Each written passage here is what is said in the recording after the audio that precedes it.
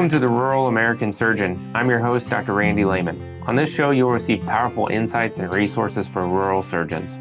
I'm a general surgeon in Northwest Indiana, and this show is tailored around the nuts and bolts of rural general surgery practice. But you'll find topics ranging from practical surgical tips to a host of others, including rural lifestyle, finance, training, practice models, and more. We'll have a segment called Classic Rural Surgery Stories, where you'll get a feel for how practice in the country differs from the city. Whether you're a surgeon, other specialist, or primary care, or simply someone interested in healthcare for rural America, I'm glad you're here. Now let's get into the show. Welcome back, listener, to the Rural American Surgeon Podcast. I am honored today to be joined by my guest, Dorothy Hughes. Dorothy is the daughter of one of the most prominent rural surgeons in the United States, which is Tyler Hughes, my first guest. You can check out episode number 1. Dorothy, thank you so much for taking time to talk with us today on the Rural American Surgeon. Thank you so much for having me. So this is part of my mini-series on children of the rural surgeons, or I'm not sure if I have a name for it. But I interviewed my own daughter, and she's 7 turning 8. And just I feel like there might be some differences, and it probably really matters more on the surgeon than their true environment.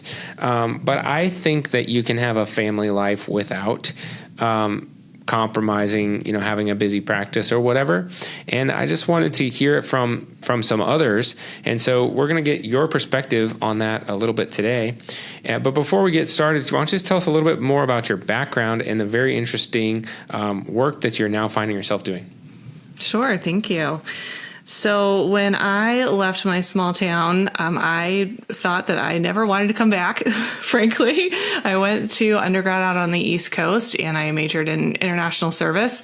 And then I eventually figured out that that is not what I wanted to do. I had the good fortune to intern for my hometown congressman and got into health policy at that time and just really loved it. And because my hometown's in a rural area, I was therefore doing rural health policy at a pretty young age. I was still in undergrad when that started, and so continued to work on Capitol Hill for a couple of years after graduation, and then decided I didn't want to live in D.C. forever and moved to Kansas City and moved into the government relations side of policy, where I worked for KU Medical Center and did a couple other things, and eventually got into teaching health policy. The folks at Rockhurst University gave me my first chance at teaching, and I really, really enjoyed it. And they said, well, if you want to keep teaching college, you kind of need a terminal degree. So I went back to grad school for the second time and got a PhD in health policy and management from the University of Kansas School of Medicine. And then they were kind enough to take me on as faculty in the Department of Population Health. And that is where I have been for the last about 5 years. Yeah, it's been 5 years now on faculty. And I transferred to our small rural campus 3.5 years ago. So I am the assistant dean for student affairs on our Salina campus in Salina, Kansas. And I also do rural surgery research and continue to teach health policy. So you're a professor. I am. That's the short story. Yes. Yeah, very good at distilling down that information, a good quality in a podcast host. So you're at Salina. Your dad's at Salina. He is. So how cool. How often do you see him? Every day. Our offices are 2 doors down from each other. And how does that make you feel? Feelings are complicated. I feel extremely fortunate to get to work with my dad. I really do. It's really special. And I think we do a good job of being professional at work, and we don't treat each other like father-daughter, although he does buy me lunch a lot. That's awesome. And it's really wonderful. So in my role in student affairs, I actually report up to a senior associate dean who's in Kansas City. So my dad is not actually my boss, even though he's currently our campus dean. So I report up to both my population health chair and then that student affairs dean. And I think that separation is very important. He made it sound like that job's not going to last, honestly, too terribly much longer. His campus dean position? Yeah. Yeah, he has announced his retirement. Okay. Yeah. So, when you know it's like a limited, you have a generational thing, so there's going to be a retirement coming. So you get this opportunity to work together, and you know that it's going to end. It maybe makes it a little bit more, let's just savor it and enjoy it. I don't know. Mm-hmm. My dad's working with me now, and that was a dream of ours. Now, I don't know. I've taken him on a bit of a whirlwind over the last 3 years. Maybe a little bit less so than what you have going on. You guys are like, academic, like track, working for the university, whereas I was doing a lot of crazy entrepreneurial things. But that is a very special opportunity, and it says a lot that you're choosing to do that. So maybe we'll move into the next segment where I'd just like to know first off, do you have siblings? I do. I have a younger brother. Yeah. Okay. So, and how much younger is he than you? 4.5 years.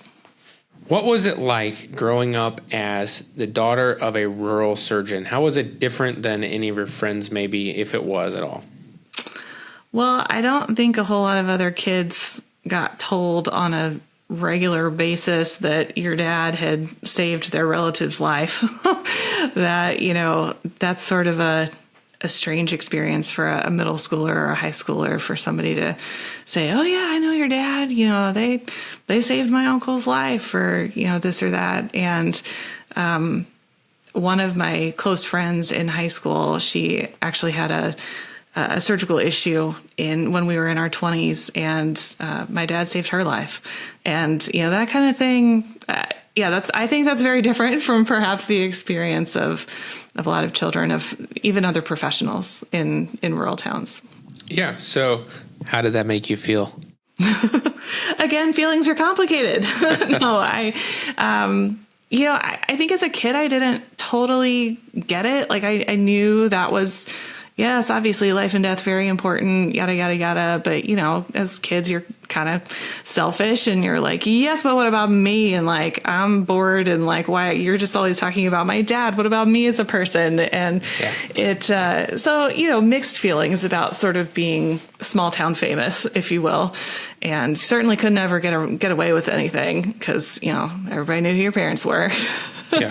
So, but overall, I ended up very proud, very, very proud of my dad and what he did for our community. So tell me how I can downplay that or make that to be, it's not a huge problem. It's kind of like one element of a first world problem, but with my daughter, because I'm just proud of her already for what she's done. And I almost care more about her success. I heard a thing that recently that said, I think I might have said this already on the podcast, but one of the great ironies of life is that we never love our parents as much as they loved us, or a child never loves their parent as much as the parent loves their child. And it's like you can't understand the love that your parent has for you until you have children of your own. You have children? I do not. Not yet. So now that I have my own kids, I kind of get it. Like, I love my parents so much. I'm so grateful for what they did for me. But you see, even by saying that, it's like what they did for me. It's not like, I don't know. With your kids, it's just what I would say is I want to give them everything that I can. Do you see the difference? It's like I'm glad what they gave to me, and I want to give them. So it's more of passing it on. And when parents get older, my dad's moving into a phase where my grandpa is needing a lot of help. And I'm not saying there's not a give back. For sure, there is a lot of give and take. But it is. I definitely don't want my kids don't need to. Live under my shadow. I don't want them to live under my shadow. I just want them to go be a success in their own right and do their own thing. And I want to help them as much as possible do that. And I don't need their help so much to do my thing, but I needed my parents' help, Mm-hmm. Mm-hmm. So how can I avoid making them feel like they're under my shadow, or is it just sort of part of the name of the game? I think that by being aware of the possibility, that's kind of all you can do, really. And I think you're articulating that you are actively not trying to make your daughter feel that way. So you're probably not. I think you're probably succeeding if that's your intention and how you're acting. And I will say my parents also did a very good job of treating both me and my brother as individuals and understanding that we were not mini-me's, and we were not going to grow up to be just like them. And neither my brother nor I became physicians, and Dad is totally okay with that. And my mom is a physical therapist by training, and neither of us wanted to go into that field or anything adjacent either. And she's totally fine with that. And my parents have just always done a great job of really like honoring whatever we have to offer as individuals and embracing what we want to do. And so I think that's really all you can do, I guess. And yeah. How about, have they ever guided you away from something though? Bad relationships, maybe. Yeah. I think my brother and I are very fortunate that we were raised with really solid logic skills, I suppose. And I think our parents really trust us to make decisions that are in our best interests, both, personally, financially, professionally.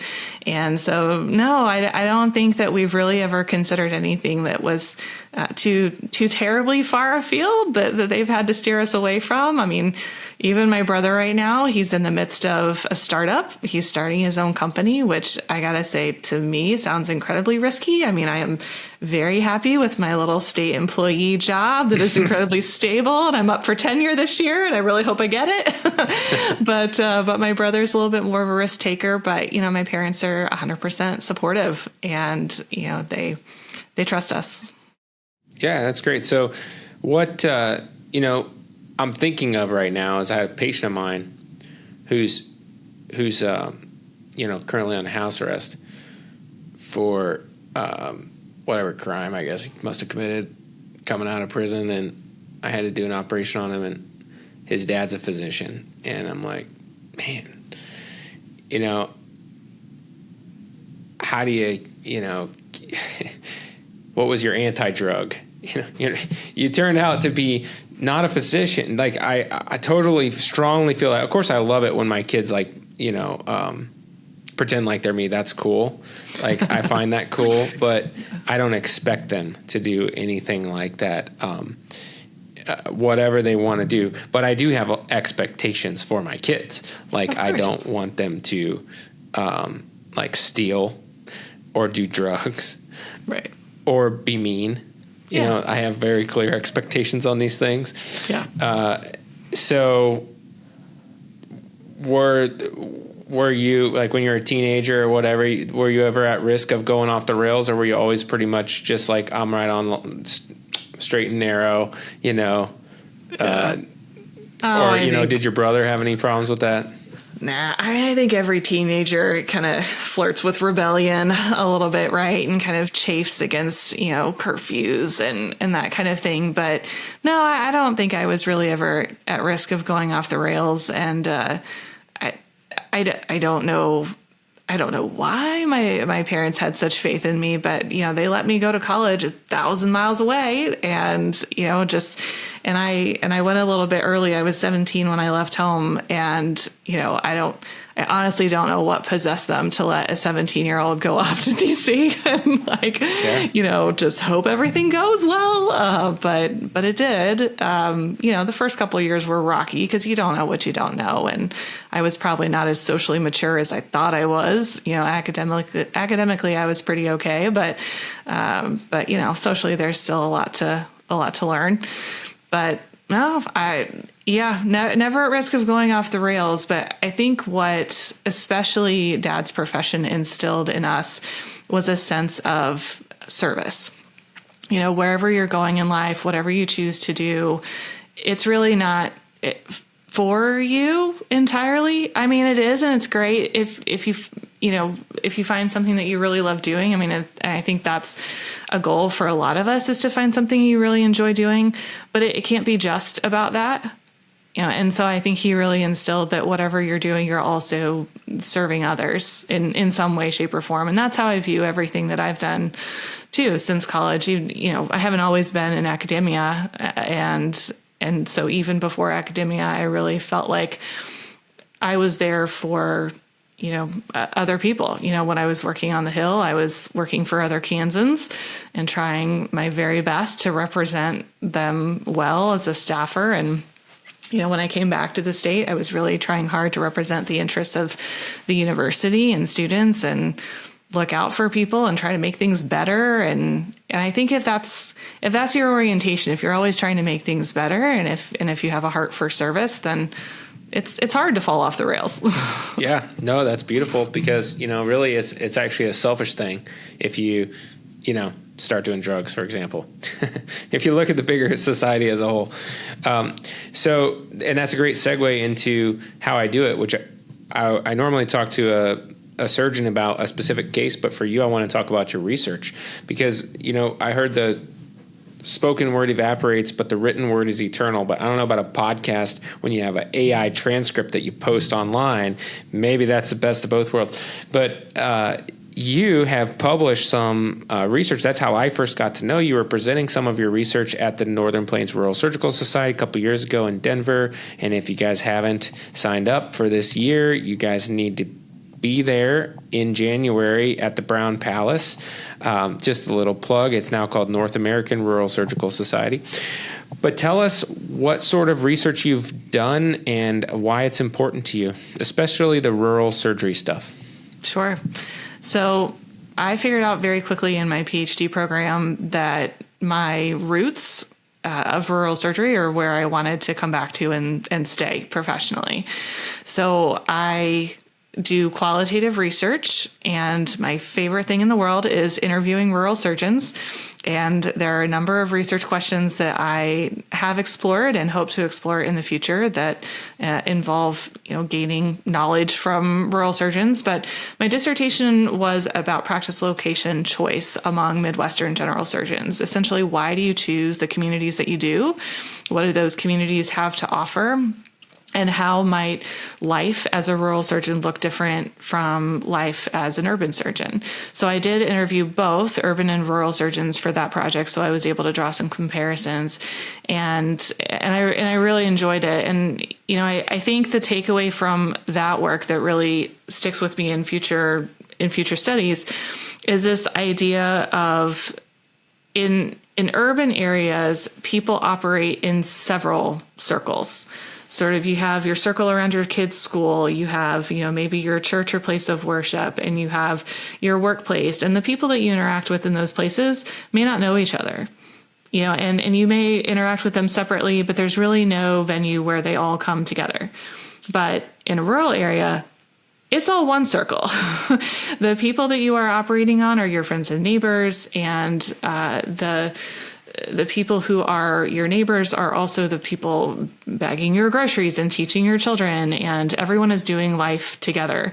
And over, rural surgeons would say to me, everybody knows everybody. And so I wrote a little bit about the social fabric of places like this and how meaningful that is to rural surgeons. And so that concept of the social fabric being really important and actually factoring into recruitment and retention decisions, that is a big underpinning of my work. So I've continued to do work in the rural surgery space. I've done some narrative reviews about the economic impact that surgery has on smaller communities, and I've reviewed kind of how do we use qualitative work in the rural surgery field, like what are the types of things that are appropriate to explore. And now I am engaged in a study that looks from a strengths-based perspective on what rural surgeons feel is going well and where there are gaps, and where they might want some additional support from the profession, whatever source that may mean, whether it's a society or a professional association. So that's what I'm up to now. Yep, that's perfect. And we can clearly see, why it's important to you. We have something in common, which is we both like interviewing rural surgeons, apparently. So, it is pretty fun. Yeah. The financial corner of my show, I normally ask for financial tips, but for you, I wanted to ask about the impact of the rural surgeon financially on their community, because, as you just mentioned, you're so good at this. You should just have your own podcast about this. You segged right into it. What's the impact? Yeah, it's very clear that surgical services are a major economic engine for rural hospitals. And for a lot of rural hospitals, they really are the difference between being in the black versus in the red. And I actually now serve on the board of my local hospital. So now the other Dr. Hughes is now on the board, where the as my friends like to call him, the OG Dr. Hughes was once on the board, but I'm there now. You're talking about the McPherson Hospital? I am. Is that where you're born? No, we're transplants from Texas. I don't know if you knew that, but I was born in Texas, but got to Kansas as fast as I could. Gotcha. So I serve on the board now, and so I am very privileged to serve with the one of the surgical partners in my dad's former practice. And it's very clear that as we move into the next phase of facility planning, that we've got a plan for expanding surgical services. We are unique in our area in that we are still a PPS hospital. We are not critical access, but we are surrounded by critical access hospitals. And we are about 40 miles from a larger PPS hospital and an hour from 2 level 1 traumas in Wichita. So we really have to be doing it better than everybody else to stay in business. And surgical services are a key part of that. And we're not unique in that sense, that in the sense that surgical services really are such an engine. The billing that goes out the door, the dollars associated with surgical cases, no matter who the payer is, assuming there's a payer and it's not just all a self-pay population, the dollars that come in the door are frankly larger than what the primary care specialties can bring in. So it's really important. Yeah. You also have to meet people at their point of need. If you do that, then they'll think about you when their elective thing comes up. Yeah. And people want to stay close. I mean, we know that. And I think sometimes my urban colleagues on our Kansas City campus underestimate the impact of traveling for care and how difficult that is, not only logistically, but financially for patients. And so I hope that I am a voice for kind of reason and helping to remind some of our urban colleagues about the value of staying local. Yeah. I've got the classic rural surgery stories, a story that is just so classic rural surgery, and the urban surgeon will never believe it. And you said you got a good story from your dad's practice that you couldn't believe that he didn't say on his podcast. So I've been dying to hear. Yeah, I've listened to his episode, and I was really surprised this was not the story he picked. But what sticks in my head, so pretty soon after we moved to McPherson, my understanding is that Dad was on call, and he actually had to go out to the field. They said, we need you to meet us at the interstate, basically. And so he went out to the interstate, and there were firemen with hoses pointed at a vehicle. And what had happened was a boat trailer had one of the L beams come loose and go through the truck behind it. So the beam went through the engine and the cabin and pinned the driver to the seat. And so Dad's task was to help keep this person alive while they tried to extricate him from the vehicle somehow, all the while wondering if something was going to explode. So he was out there with emergency crews, and my understanding is that the patient did all right.